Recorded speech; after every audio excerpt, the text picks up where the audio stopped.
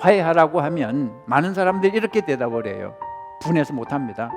내가 당한 게 억울해서, 내가 손해본 게 얼마나 많은데 절대 화해 못합니다. 그럼 제가 이렇게 물어봐요. 당했다고 말씀하시는데요, 무엇을 당했는지 말씀해 보시지요. 무엇을 얼마나 손해보셨나요? 이런 경우 가만히 따져보면 손해본 게 별로 없음을 알 수 있습니다. 그 당시에는 엄청 손해를 봤다고 생각을 했는데 지나가 보니까 별로 손해를 보지 않았습니다. 오히려 그 일로 인해서 이익을 본 경우가 많이 있습니다. 왜냐하면 하나님이 다 갚아주셨기 때문입니다. 여러분, 이 세상은 하나님이 다스리고 계십니다. 의인들이 손해를 보는 것 같지만 손해보지 않습니다.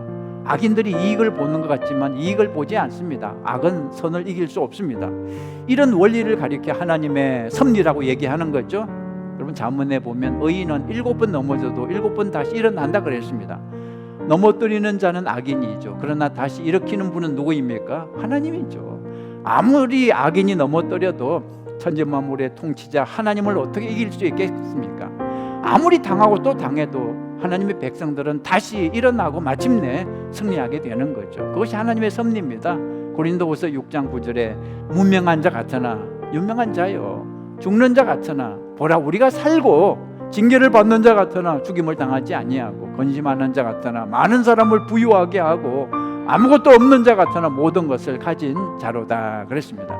하나님의 섭리를 믿으시기 바랍니다. 우리가 손해보는 것 같지만 손해보지 않습니다. 망하는 것 같지만 망하지 않습니다. 요셉을 생각해 보세요. 처음에 요셉은 망하는 것 같았습니다.